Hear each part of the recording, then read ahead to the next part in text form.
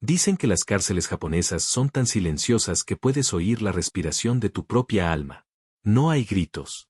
No hay música. Solo el eco lejano de pasos metálicos y el suave crujido de las barras de acero.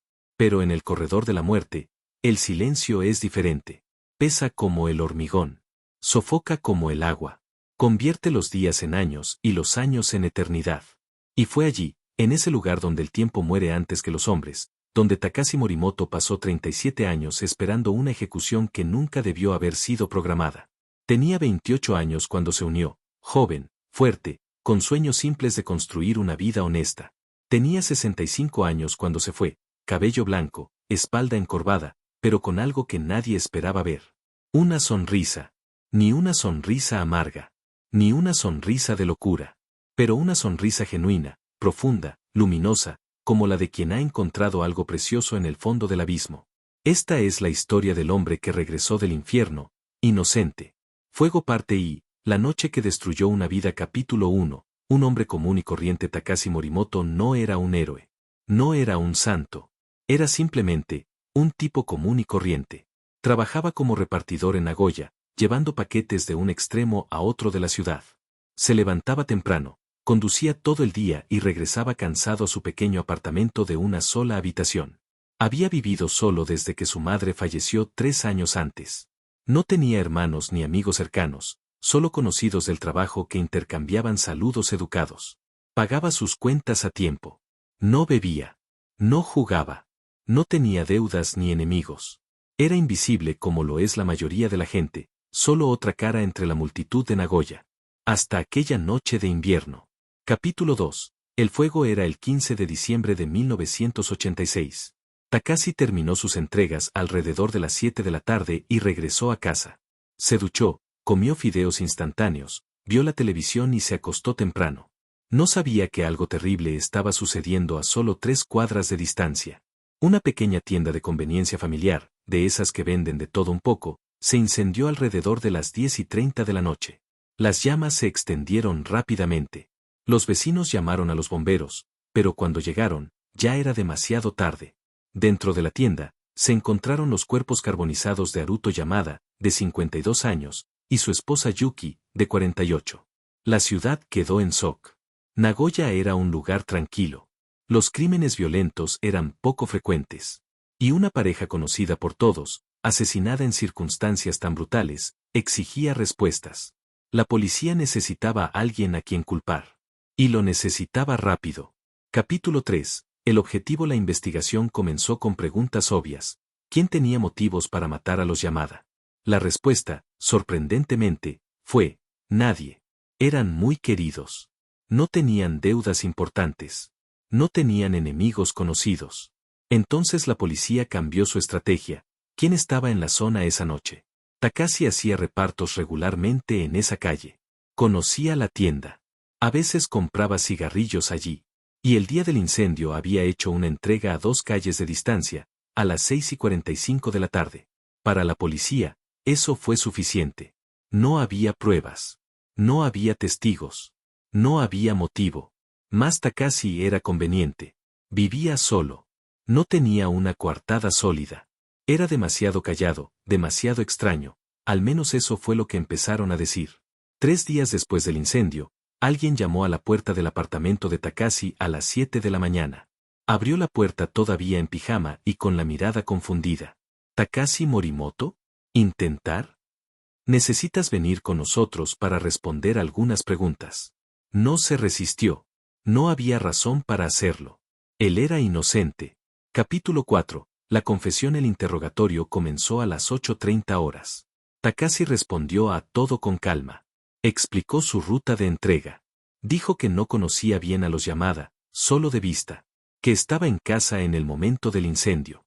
Los detectives no lo creyeron. ¿Estuviste ahí, Takashi? Sabemos que estuviste. No, no lo estaba. Testigos te vieron. Eso no es verdad. ¿Les debías algo? No, nunca he estado en deuda con nadie. Las preguntas se repetían una y otra vez. Horas y horas. Sin agua. Sin comida. Sin abogado. A las 3 de la tarde, Takashi pidió ir al baño. Se lo negaron. A las 6 de la tarde, Pidió llamar a alguien. Lo ignoraron. A las 10 de la noche, estaba exhausto, confundido y tenía dolor de vejiga. Y fue entonces cuando un detective colocó una hoja de papel delante de él. Firma esto y podrás irte a casa. ¿Qué es eso? Tu confesión. Pero no hice nada. Takashi, ¿quieres irte de aquí o no? Firma.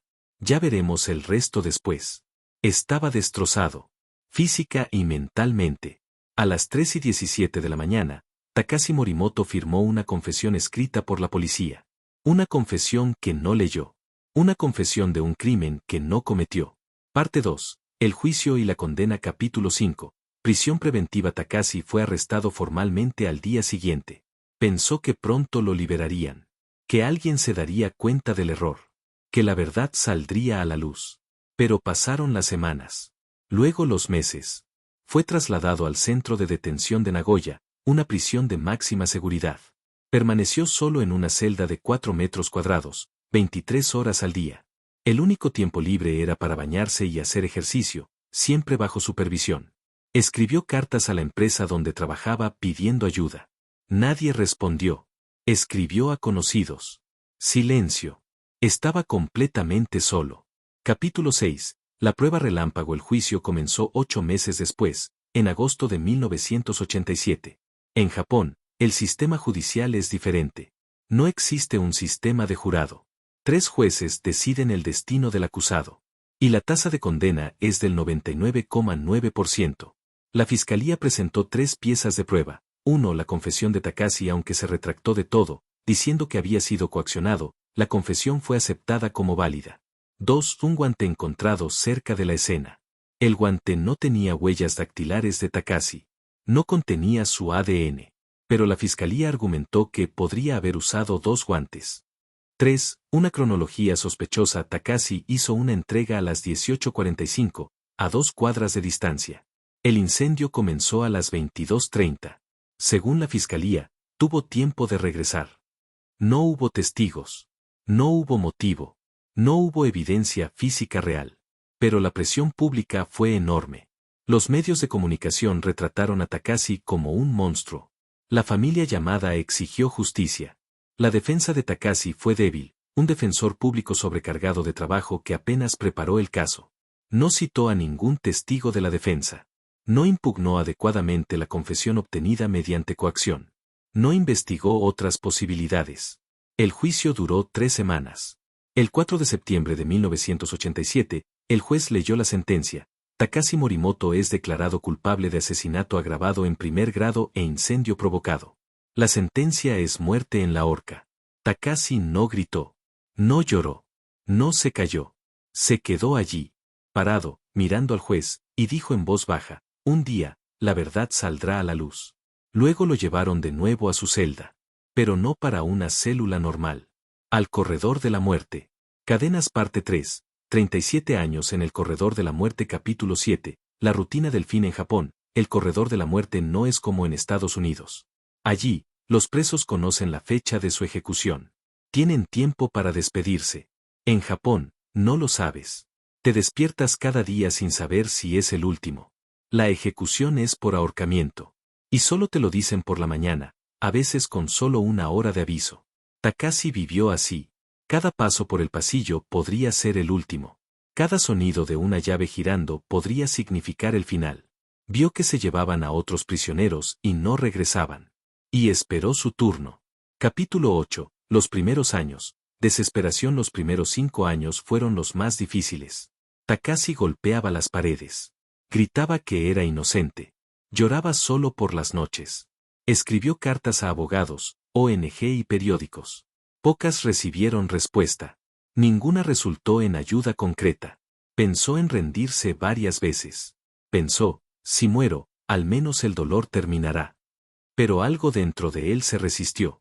Quizás fue el recuerdo de su madre, que siempre decía, nunca renuncies a quien eres, Takashi. Quizás fue ira. O terquedad. O quizás era simplemente, esperanza. Capítulo 9. La transformación. Alrededor del 10º año, algo cambió. Takashi dejó de gritar. Se dio cuenta de que la desesperación solo lo estaba matando desde dentro. Luego decidió hacer algo radical, para vivir. Incluso allí. Incluso en el corredor de la muerte. Él elegiría vivir. Empezó a leer todo lo que caía en sus manos: la Biblia, el Bhagavad Gita, filosofía budista, libros de historia. Un guardia llamado Sato-san, conmovido por la tranquilidad de Takashi, comenzó a traerle libros en secreto. Takashi también empezó a escribir diarios, poemas, cartas. Incluso sin destinatario, escribía. Y ella bordaba. Con retazos de tela que encontró, creó pequeños pájaros. Bordó alas detalladas en colores vibrantes. Les dio las aves a los guardias. Algunos las tiraron. Otros las guardaron en silencio. En una carta, escribió: si pierdo la esperanza, estaré muerto de verdad. Mientras haya un rayo de luz en mí, me aferraré a él. Capítulo 10. Los guardias y el prisionero. Había un joven guardia llamado Kenji que comenzó a trabajar en el corredor de la muerte durante el 20º año de Takashi en prisión. Kenji tenía 24 años. Estaba nervioso e inseguro. Al principio, evitaba mirar a los prisioneros a los ojos. Pero Takashi siempre lo saludaba: bombardéalo, Kenji-san. Kenji no respondió. Hasta que un día, por curiosidad, preguntó: ¿por qué me saludas? Soy tu carcelero. Takashi sonrió: tú también eres humano. Y yo también. Kenji permaneció en silencio. Empezó a leer el expediente de Takashi en su tiempo libre.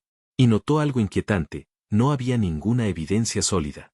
Kenji se acercó al supervisor y le preguntó cuidadosamente: Sato-san, ¿crees que todos aquí son culpables? Sato lo miró con tristeza y respondió: Kenji, no preguntes lo que no quieres saber. Pero Kenji ya lo sabía. Y nunca más podría volver a mirar a Takashi de la misma manera. Capítulo 11. La carta que lo cambió todo. En su 33º año en prisión, Takashi escribió una carta. Estaba dirigido a quien quiera escuchar. Describió su historia. Describió la confesión forzada. Describió la falta de pruebas.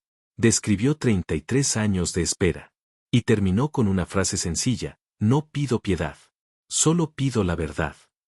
La carta terminó en manos de un voluntario de derechos humanos, quien la transmitió. Y llegó a Aya Nakamori. Libros parte 4. El periodista y la verdad. Capítulo 12. Aya Nakamori. Aya tenía 29 años. Era periodista de investigación independiente, conocida por resolver casos complejos.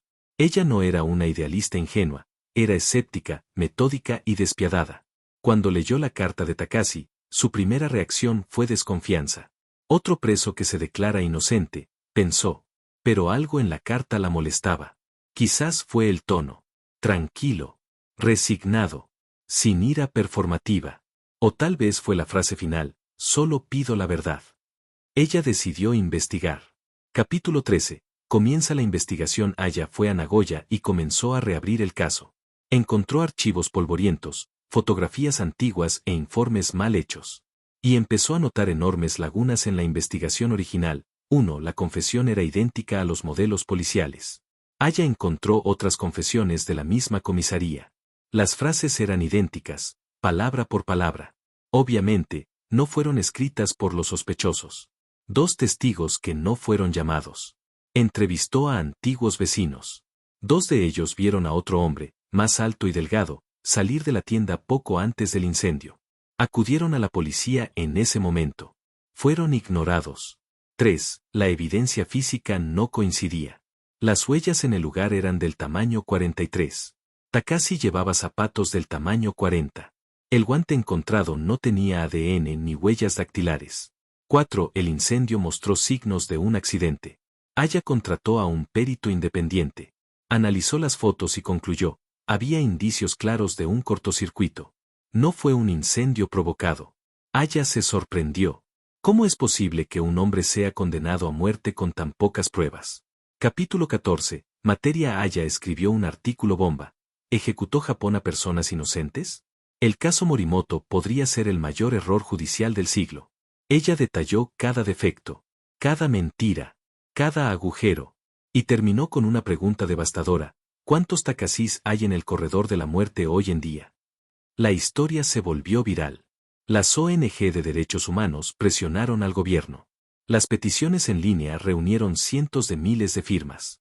La familia Yamada, que siempre había creído que Takashi era culpable, comenzó a tener dudas. Y finalmente, después de 37 años, el caso fue reabierto. Báscula parte V, el segundo juicio capítulo 15, el regreso a la corte. Takashi tenía 65 años cuando regresó a la corte. Cabello completamente blanco. Espalda encorvada. Manos temblorosas. Pero los ojos todavía brillaban. Entró esposado y escoltado por 4 guardias. La sala estaba abarrotada. Periodistas, activistas, curiosos. Aya estaba en la primera fila.